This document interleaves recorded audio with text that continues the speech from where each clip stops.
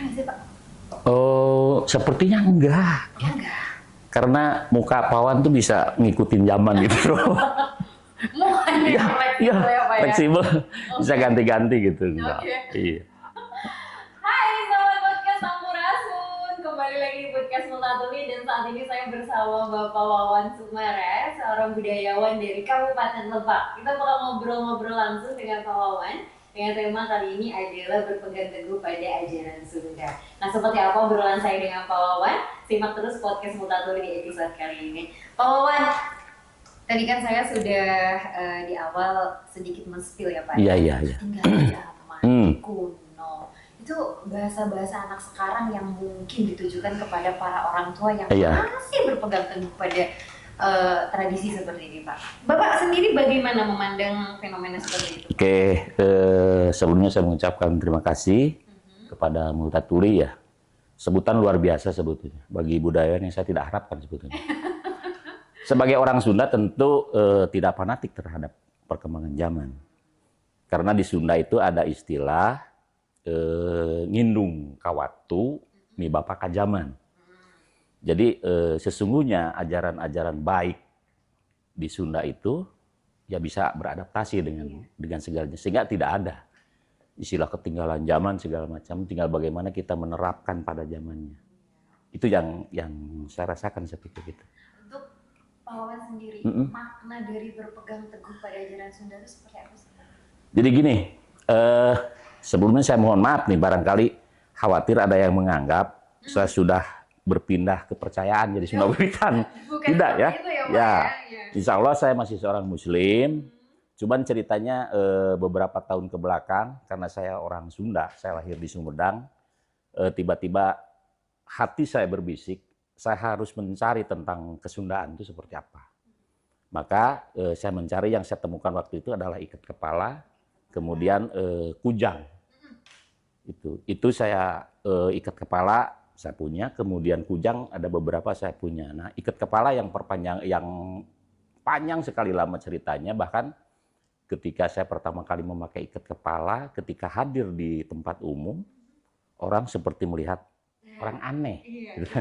Ya, tapi itulah perjuangannya, karena saya pikir yang saya temukan, maaf kalau salah satu ageman orang Sunda itu, ciri orang Sunda itu adalah ikat, kemudian agamanya kujang. Kalau kujang kan tidak mungkin saya bawa-bawa gitu kan. Ya, kemudian kenapa pilihannya ikat? Kalau saya harus pakai helm tiap hari berat juga gitu kan. Ikat lebih praktis, kalau pakai helm coba bayangkan gitu. Gitu ya. Jadi itu perjalanan waktunya, sehingga kemudian setelah itu saya mencari juga sesuatu. Kalau dibilang saya orang yang memegang teguh adat Sunda, ya barangkali itu nyanyawanan sebetulnya. Karena tidak tahu keseharian saya itu seperti apa gitu kan. Tapi paling tidak itu adalah konsumsi pribadi saya. Sehingga saya tidak berupaya untuk apa yang saya temukan tentang kesundaan, saya informasikan juga ke orang lain. Tetapi kalau ada yang mengajak berbicara, ngajak ngobrol tentang kesundaan, selama saya itu bisa dan saya tahu, ya saya sampaikan. Jadi sebetulnya perjalanan itu lebih kepada saya secara pribadi mencari jati diri sebetulnya sebagai orang Sunda. Pak, gitu. Di dalam adat kesundaan ini ya Pak ya, yang masih Bapak pegang teguh dalam keseharian, nilai-nilai apa saja sih Pak yang masih Bapak junjung tinggi Pak? Karena yang saya cari itu sebetulnya lebih banyak kepada bagaimana kita sebagai manusia sosial hidup di lingkungan masyarakat dimanapun. Insya Allah kalau orang Sunda itu berpegang teguh kepada ajarannya dimanapun, itu akan sangat beradaptasi. Bagaimana orang Sunda mengatakan kudu sili asa, sili asu, sili asi. Kemudian bagaimana pantangan orang Sunda itu temenang nipu, mabok, madon, ngawadon gitu. Itu sama sebetulnya. Jadi itu yang bisa bersinggungan dengan agama sebetulnya. Maka dalam kehidupan di masyarakat Sunda, ya saya pikir itu akan baik bagi saya pribadi untuk bagaimana bersosialisasi dengan masyarakat dimanapun kita berada. Ya tentu saja pegangan utama ya tentu saja agama. Tapi ternyata para sesepuh kita dulu di Tatar Sunda yaitu bisa berdampingan. Bagaimana orang Sunda itu bisa hidup sebetulnya di mana saja. Gitu, tanpa harus mengorbankan jati dirinya. Gitu. Pak, di zaman sekarang ini Gimana sih cara Bapak untuk menjaga adat kesundaan ini tetap relevan? Oke, saya pikir yang paling efektif di zaman sekarang itu orang sudah tidak mau diajarin sebenarnya. Tapi bagaimana memberikan contoh. Ya kalau saja misalkan sikap saya sementara ini menjadi dapat dilihat dan menjadi contoh bagi orang tentang kesundaannya, saya bersyukur alhamdulillah. Tapi paling tidak saya sudah punya jati diri sebagai seorang Sunda, paling tidak dari simbol-simbol yang saya pakai. Dari simbol-simbol yang saya pakai.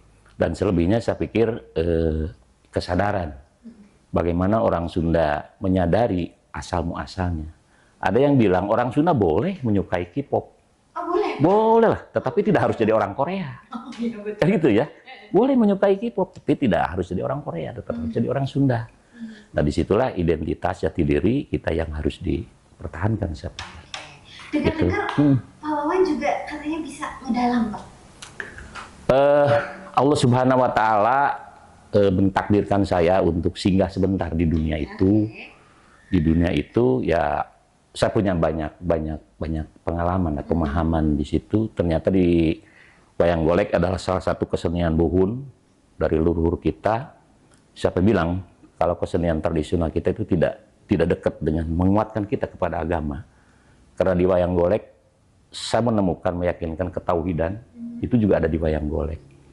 Kemudian di wayang golek juga saya menemukan seorang dalang yang baik itu sesungguhnya bukan di atas panggung, tetapi di kehidupan masyarakat. Itu ya.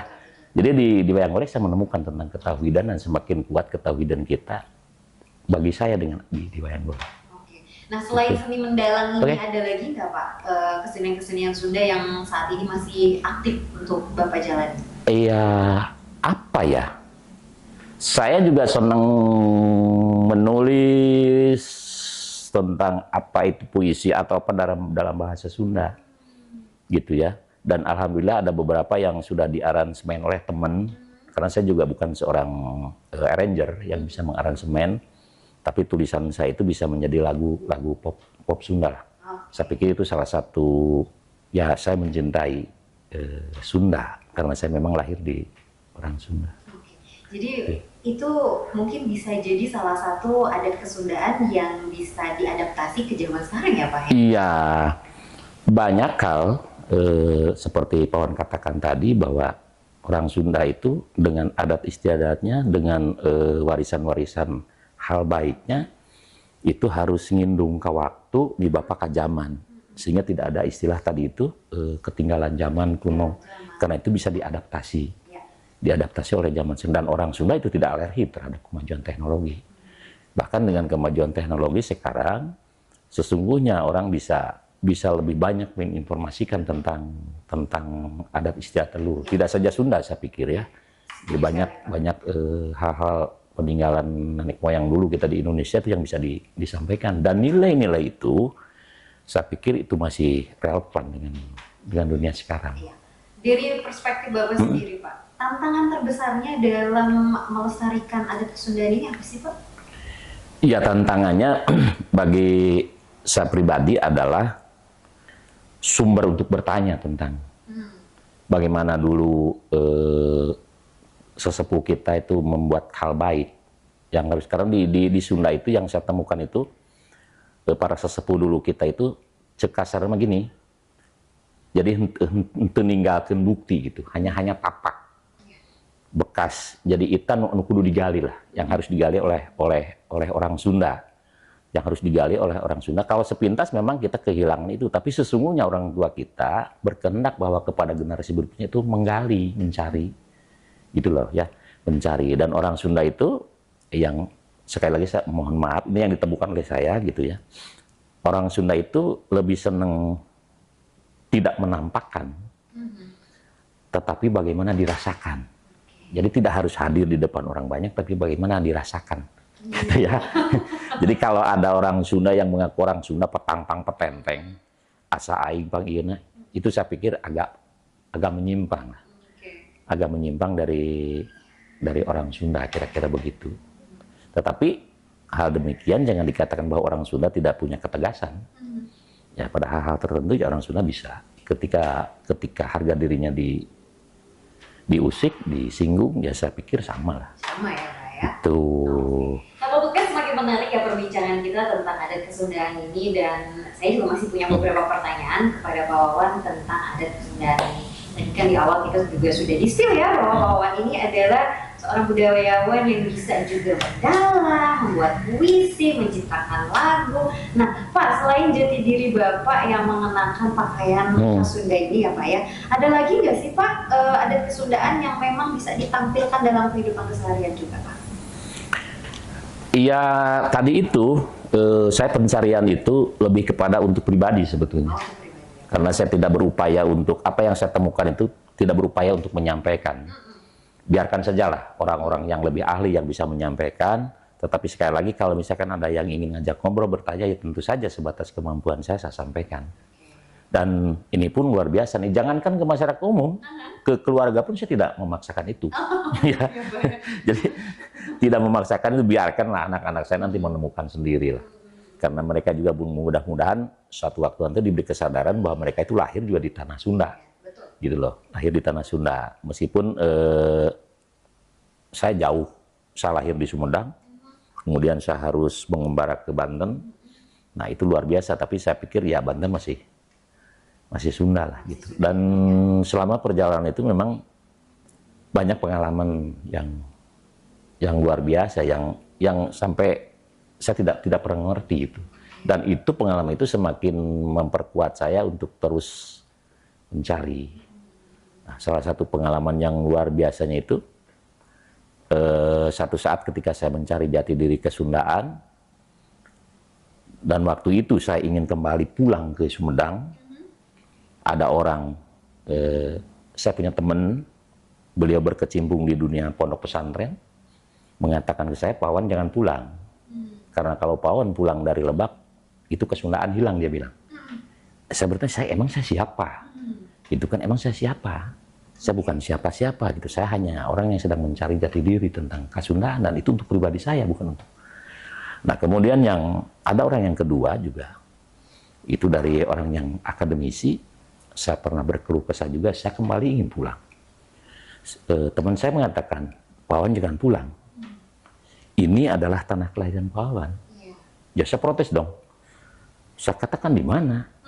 Wong ari-ari saya aja udah dikuburnya di Sumedang, di tengah kelahiran saya, ngapain itu. Jadi rupanya saya harus terus mencari, di tempat pengembaraan saya ini harus mencari jati diri itu sebagai orang Sunda. Ya selebihnya saya berupaya untuk perilaku-perilaku saya keseharian.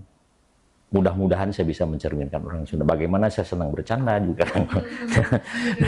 Karena itu ya salah satu ciri khas orang Sunda lah. Senang heureuy gitu ya, senang heureuy. Tetapi kadang juga ya heureuy-nya sebatas. Itulah. Oke. Gitu. Pak, di zaman sekarang kan kita kenal media sosial ya Pak ya. Semua orang dari kalangan yang muda sampai yang tua punya media sosial. Nah ini sebenarnya membantu atau justru menghambat pelestarian nilai-nilai keadat Kesundaan sih Pak? Ya, sesungguhnya bagaimana orang yang memegang teknologi itu, ketika orang yang memegang teknologi itu diberi kesadaran untuk membuat konten atau materi-materinya itu adalah tentang hal-hal Kesundaan, ya saya pikir itu sangat bermanfaat, karena ya itu tidak bisa menghindar, kita tidak bisa hindari. Dan orang Sunda tidak fanatik sekali lagi urusan-urusan itu, justru sebaiknya harus dimanfaatkan bagaimana nilai-nilai baik itu ya bisa tersampaikan lewat itu. Dan saya pikir generasi muda sekarang itu lebih kreatif urusan-urusan itu. Tinggal bagaimana mau tidak menggali hal-hal baik masa lalu yang masih bisa berguna untuk sekarang, saya pikir. Jadi gitu. Gitu ya Pak ya. Jadi harapan Bapak mudah-mudahan sih generasi muda juga bisa melestarikan adat Kesundaan ini ya Pak ya. Kalau saya tanya Pak, Bapak ada nggak sih untuk mengajak orang-orang di sekitar untuk mencintai adat Kesundaan Pak? Saya pikir sekali lagi, saya mungkin lebih kepada memberikan contoh. Punten gitu ya, kalau memang keseharian saya ini bisa dijadikan contoh lah, katakanlah begitu ya. Kalau untuk mengajak ya, saya keterbatasan wawasan jujur sebetulnya. Ya, saya lebih konsen, saya pribadi konsisten, kemudian mudah-mudahan ini menjadi hal baik, simbol bagi orang banyak bahwa memang adat Kesundaan masih adalah kira-kira seperti itu. Kira-kira seperti itu. Baik. Pak, harapannya terhadap pelestarian adat Kesundaan ini Pak buat masa depan apa sih? Ya, saya pikir karena Lebak juga Banten itu dulu konon katanya kata orang sejarah itu masih Tatar Sunda. Ya saya pikir mulai lagi lah kembali kepada ajaran-ajaran leluhur dulu. Dan yang satu hal yang dari jangan sampai hal baik di kebudayaan itu dibandingkan dengan agama. Nah itu seharusnya itu adalah disandingkan. Kita berharap semua bahwa produk-produk budaya itu ya tentu saja selaras dengan agama. Nah makanya ketika kita menggali potensi kearifan lokal daerah manapun, apa Sunda, Batak atau apa manapun juga, ya selektif. Untuk satu mungkin tidak kita bandingkan dengan agama, kemudian yang kedua bagaimana juga kita secara bernegara. Nah itu juga menjadi penting karena di situ biasanya menjadi sebuah perdebatan yang. Nah makanya ya saya sampai saat ini lebih kepada pribadi sebetulnya. Bagaimana saya telengit kasundaan gitunya. Da Sunda teh beunghar gitunya. Sunda teh beunghar. Ayeuna neng ayu paminyarios bahasa Sunda di Lebak. Cenah isin kasar cenanya. Padahal eta teh salah sahiji ciri kabeungharan Sunda. Gitunya setiap wewengkon setiap daerah eta beda. Eta teh ciri kabeungharan. Jadi bukan perbedaan yang harus menjauhkan sebetulnya. Itu bentuk sebuah kekayaan Sunda nu beungharna luar biasa gitu ya. Jadi ulah jadi pasea gitu ya. Kudu jadi ngahiji malah gitu ya. Jadi karena ya Sunda Priangan, Sunda di dieu beda teu naon gitu ya. Ya termasuk iket yang ini juga itu kan berbeda orang ini kan. Ya, tapi itu bukan menjadi sebuah perdebatan gitu ya. Akhirnya teh karena dianggap berbeda, orang nggak mau misalkan pakai iket gitunya. Wah iket menaon atau mending pakai naon gitu. Jadi itu kadang ya dan ya ikat juga kalau ditelusuri lebih ini ya tidak hanya sekedar ikat kepala. Di situ juga banyak nilai-nilai yang bagi saya pribadi itu bermakna untuk menjalani kehidupan sebenarnya keseharian. Bagaimana dengan ikat? Ya mungkin nanti next time lah kita bahas tentang ikat yang saya temukan itu seperti apa gitu ya. Gitu. Pak selama perjalanan Pak yang ingin menemukan jati diri dengan adat Kesundaan ya Pak ya, bisa diceritain Pak kesan-kesan menariknya Pak seperti apa? Ya kesan menariknya bagi saya ketika menemukannya sesungguhnya hidup ini indah. Gitunya sesungguhnya hidup ini indah. Bagaimana ketika kita menjalankan ajaran-ajaran agama, bagaimana ketika kita mencoba untuk hal-hal baik di urusan-urusan kebudayaan warisan Kasundaan kira-kira begitu, itu sesungguhnya indah. Hidup ini dan ternyata bisa menjadi banyak kawan. Karena dengan di luar Sunda juga seharusnya kita tidak harus berdebat dengan urusan itu, tetapi kita masing-masing saling menguatkan. Gitu ya karena seulah di Sunda bagaimana sikap kasaluhureun, kahandapkeun kasapapada itu kan disampaikan sebetulnya di dalam Kesundaan sehingga tidak ada lagi istilah umai asapang aingna umaku asa boga aing. Nah, itu di Sunda teh aya.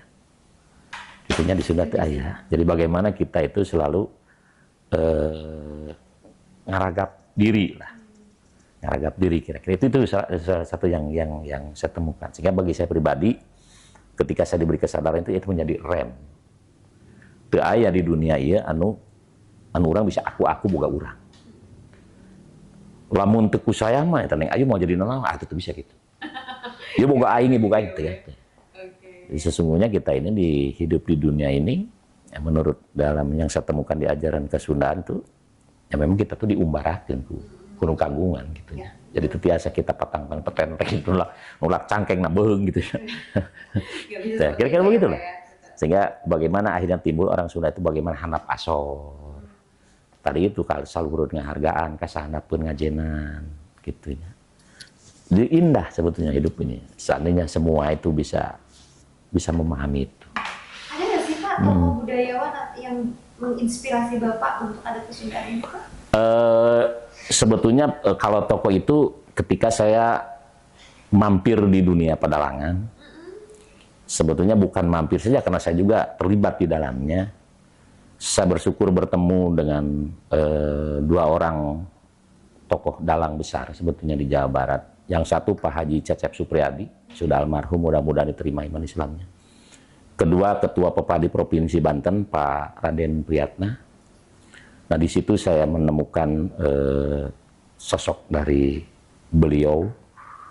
Kalau Pak Priyatna itu mengajarkan bagaimana tadi itu, seorang dalang itu yang baik sesungguhnya bukan di atas panggung, tapi di kehidupan sehari-hari. Nah, saya pikir ini kalau diterapkan di pemerintahan misalkan ya, seorang pemimpin gitu ya, itu yang orang bermanfaat yang lebih hebat sebetulnya. Bukan yang orang besar, orang hebat, tetapi bagaimana orang bermanfaat. Nah, kalau dengan Pak Haji Cecep itu, saya lebih menemukan tentang ketauhidan dalam dunia wayang golek. Bagaimana habluminallah dalam wayang golek, sehingga luar biasa. Jadi kalau bagi saya, kalau ada orang yang mengatakan wayang golek itu keluar dari syariat Islam, saya pikir itu hanya melihat cangkang dari luar. Kalau sungguh di dalamnya kita digiring untuk bertauhid dan sadar kita ini sepertinya apa. Nah, dua tokoh besar itu yang menginspirasi saya, cuman ya sayang beliau keburu cidada, sehingga saya tidak bisa mengorek lebih jauh. Tapi dalam perjalanan pendek itu, ya saya luar biasa menemukan itu. Pak, gitu. Sampai kapan untuk bisa melestarikan lagu kesenian? Ya sampai Allah mengizinkan saya untuk di dunia ini, gitu ya. Dan sebetulnya ya saya sangat apa ya, saya sangat tersanjung atau malu ada yang orang bilang mengatakan saya budayawan, saya ini ya terima kasih yang mengatakan itu, tetapi sesungguhnya saya belum pernah melakukan apapun tentang itu. Kalaupun dari keseharian sikap saya menginspirasi banyak orang, ya terima kasih gitu ya. Tapi kalau saya katakan, karena saya tidak punya karya apa-apa. Karena tadi itu, saya itu lebih kepada penyadaran pribadi. Sebetulnya, lebih kepada penyadaran pribadi. Apalagi sekarang ngomongin tentang Kasundaan ya. Saya agak kaget juga gitu, Kasundaan, wah Kasundaan gitu ya. Ya tapi mudah-mudahan lah. Kalau prinsip saya itu, kita tidak perlu menjadi orang hebat. Tetapi akan lebih baik kita itu cukup menjadi orang yang bermanfaat, saya pikir. Jadi kalau dalam konteks ini saya bisa memberikan manfaat bagi banyak orang, ya terima kasih. Jadi kalau ditanya sampai itu, ya saya akan terus memberikan manfaat mudah-mudahan bagi orang banyak. Karena ini yang bisa saya lakukan. Gitu, yang ini bisa saya lakukan. Oke. Salah satunya mungkin bahasa Sunda ya Pak ya? Iya.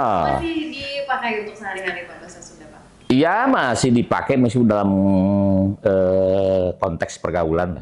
Dalam konteks pergaulan. Karena sesungguhnya justru ya kalau di kesenian itu yang menjaga bahasa Sunda itu di wayang golek sebetulnya. Iya, betul. Wayang golek, bagaimana seorang dalang itu ya ngomongnya bahasa Sunda kan. Ngomongnya bahasa Sunda, bahkan bahasa Sunda ya orang bilang ya sudah halus, sudah kasar gitunya. Bahkan Sunda bahula gitu, kita juga nggak ngerti gitu, tapi itu terjaga oleh kebahasaan deh, terjaga gitu. Karena ya saya saja orang Sunda, mengaku orang Sunda bisa saja lupa. Karena apa? Jarang dipakai. Nah, itu jarang dipakai gitu. Atuh orang Sunda mah kumaha cenanya karek panggih we di Jakarta jeung papada Sunda atuh sama Malayuan. Ya bukan salah, itu loh bukan salah gitunya. Tapi jika isi sama dia ngomong bahasa Sunda tehnya, ya padahal itu identitas sebetulnya. Dan tuh hina-hina teh orang Sunda teh da baheula teh pernah gede Sunda teh. Sunda itu pernah besar. Ya kenapa sekarang orang Sunda menjadi malu ngaku orang Sunda gitu ya. Jadi kita seharusnya harus bangga gitu. Ya konon katanya kan tanah Pasundan itu sudah cuma ada Sunda besar, Sunda kecil kan gitu kan, orang belajar sejarah katanya begitu. Itu sampai ke Lampung itu besar tuh Sunda itu. Tetapi kenapa sekarang orang Sundanya merasa malu dengan Sunda, itu yang sangat prihatin ya. Tapi ya tadi itu saya lebih senang memperlihatkan simbol-simbol daripada harus saya memberitahu secara oral gitu. Ya, saya takut salah karena pengetahuan saya juga terbatas gitulah urusan-urusan itu. Sahabat podcast, menarik ya perbincangan saya mengenai adat Kesundaan ini bersama Pak Wawan. Mudah-mudahan bisa diambil nilai-nilai dari perbincangan saya ini. Pak, boleh disampaikan untuk para sahabat podcast mengenai adat Kesundaan ini perlu dilestarikan seperti apa atau punya pesan-pesan seperti apa Pak? Silakan Pak. Jadi ayeuna mah kieu tinggal prak diraguar deui ajaran-ajaran kolot urang baheula diadaptasikeun jeung ku zaman ayeuna kitu nya. Lamun teu ku urang rek usaha, lamun teu ayeuna rek iraha deui kitu nya. Insyaallah orang Sunda mah ngindung ka waktu mibapa ka zaman. Ulah sieun disebutkeun kuper, ulah sieun disebutkeun kolot kuno gitu nya, insyaallah. Dan insyaallah ke depan justru orang-orang akan berbalik lagi ke masa lalu, ngagali deui eta potensi-potensi nu baheula kitu nya. Wawan, terima kasih. Oke, Atur atuh nuhun. sami-sami. Sudah bisa berbincang-bincang Mohon, sama mohon. Wawan. Hapunten nya, hapunten bila aya kelepatannya. Iya, senang sekali bisa berbincang dengan Pak Wawan dan sebenarnya masih banyak sekali yang ingin saya tanyakan mengenai dunia perdalangan, mengenai ikat kepala, tapi karena memang keterbatasan waktu ya Pak ya. Mungkin ada waktu nanti Sabah Podcast ya, atau mungkin Sabah Podcast bisa langsung berbincang dengan Pak Wawan datang langsung ke Kabupaten Lebak, boleh? Boleh ya Pak ya? Boleh, mangga insyaallah. Boleh. Baik, saya ucapkan terima kasih untuk Kementerian Kebudayaan dan Dinas Kebudayaan dan Pariwisata Kabupaten Lebak juga DAK Musik Putra di tahun 2025. Sampai jumpa di lain kesempatan. Sampurasun. Sampurasun. Bapak makasih ya Pak ya. Mudah-mudahan sehat selalu. Amin.